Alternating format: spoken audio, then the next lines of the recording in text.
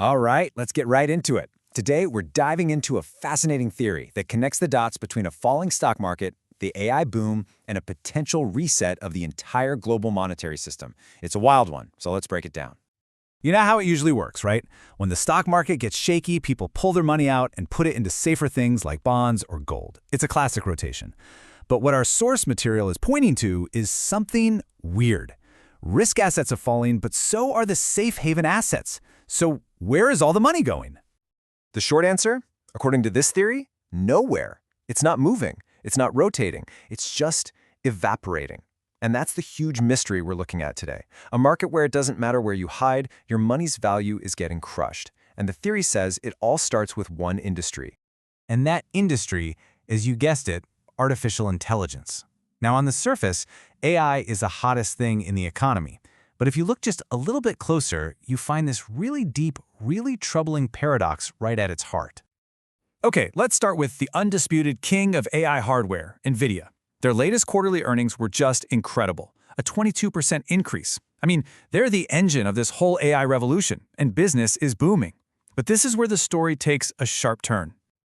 Despite those record-breaking profits, NVIDIA's stock has been falling hard. And as you can see, they're not alone. Meta, Microsoft, Palantir, Oracle, pretty much all the big AI players are getting hammered. So what's the deal? What connects all of these superstar companies? Well, according to the source, the link is OpenAI, the company that's pretty much the poster child for the current AI boom. But okay, just because they're all connected doesn't explain why they're all falling. To get that, we need to look at the business model of this whole boom. And this analogy just explains it perfectly. Think of the AI boom as a massive gold rush. NVIDIA is the company selling the essential gear, the picks and shovels, which are the chips. Companies like OpenAI, they're the gold diggers. Now, NVIDIA is making an absolute fortune selling these tools. But does that mean the diggers are actually striking gold? The source argues that the more money the shovel seller makes, the bigger the bubble gets. Why? Because the gold diggers are losing billions, but they just keep buying more shovels on credit. Now, if this whole situation sounds a little bit familiar, it's because, well, it is.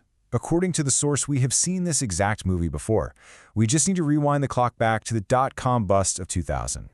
So on the left, we have Lucent Technologies. They sold the key equipment for the internet boom. On the right, NVIDIA, selling the key chips for the AI boom. But the crucial parallel, the real smoking gun according to the source, is this practice called vendor financing, which is basically lending money to your own customers so they can keep buying your products. And this is where the data gets really interesting. Look at Lucent. It was taking them longer and longer to get paid by their customers, a huge red flag that they were running out of cash. Now look at NVIDIA. That same metric is steadily climbing. In inventory, Lucent claimed its products were sold out, but they had warehouses packed with the stuff. NVIDIA's inventory has recently doubled to $20 billion, even while they're claiming there's a chip shortage. I mean, the parallels are just uncanny. So it really makes you wonder, right? Is the AI bubble just the dot-com bubble all over again, headed for the same epic collapse? Well, according to the source, the problem is actually much bigger than just one industry. The theory argues that this isn't just an AI problem. The insane amount of money being burned by this bubble is creating a systemic crisis, a massive shortage of money across the entire U.S. economy. You've got three huge players all fighting for the same shrinking pool of dollars. First, you've got the AI industry, which needs a constant fire hose of cash just to keep the illusion going. Second, you've got the U.S. banking system, which needs liquidity to function. And third, you've got the U.S. government itself, which has to sell bonds to fund everything it does. And the system's emergency funds? They're running on fumes. The Fed's key facility, which is kind of like Wall Street's rainy day fund, is nearly empty. Bank reserves are getting dangerously low. And maybe the scariest part? U.S. government bonds are getting really hard to sell. There just isn't enough cash out there to buy it all. So what's the solution? According to this theory, the recent crash in things like gold, Bitcoin, and Japanese stocks is no accident. It's a calculated move to smash those markets and force dollars back into the U.S. system to feed those three hungry mouths. But even that is just a temporary fix. It's not enough. And this all leads us to the final, and frankly the most dramatic part of this entire theory, a radical plan to solve the crisis by changing the very nature of money itself. A great recall of the US dollar. The source puts it in pretty stark terms with this quote. The core idea is to roll out a plan that yanks all the physical and digital dollars out of global circulation and replace them with something totally new, effectively hitting the reset button on the whole system. So, what's the replacement? A new official stablecoin. And you might be thinking, why would anyone trust it? Well, the theory goes that people would trust it because it would be backed by real assets the U.S. controls. Its huge reserves of gold, Bitcoin, and of course, U.S. bonds. At the end of the day, money is all about belief, and this kind of backing is designed to create that belief overnight. So here's how the four-step plan would supposedly work. Step 1. Banks buy up U.S. bonds, and that gives them the right to issue these new stablecoins. Step 2. You and I are encouraged to swap our old-fashioned dollars for these shiny new stablecoins for all our daily purchases. Step 3. The banks then take all those old dollars they just collected from us and use them to buy even more U.S. bonds, propping up the whole market. And finally, Step 4, you end up with a two-tiered system.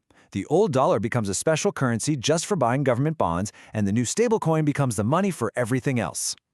And the end result? It's pretty clever, actually.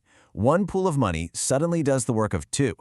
The same capital base can support both the government bond market and the entire consumer economy.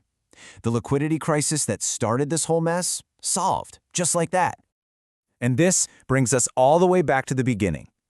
According to the source, a massive, systemic event like this isn't about whether you picked the right stock or the wrong one. It doesn't matter if you invested in AI or avoided it like the plague. When the fundamental rules of money are rewritten, everyone gets affected, simply because we're all part of the system. So there you have it, a theory that connects a weird paradox in the AI industry all the way to a potential reset of our money. The source presents this not as some wild what-if, but as a serious warning, and it leaves us with one final, very powerful question. Are you prepared for the rain?